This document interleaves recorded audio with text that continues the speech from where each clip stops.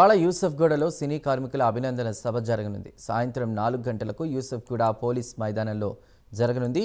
CM Revanth Reddy అభినందన సభకు హాజరు కానున్నారు. ఈ కార్యక్రమంలో సినీ ప్రముఖులు కూడా పాల్గొనున్నారు. సభా ఏర్పాట్లను మంత్రి తుమ్మల నాగేశ్వరరావు పరిశీలించారు.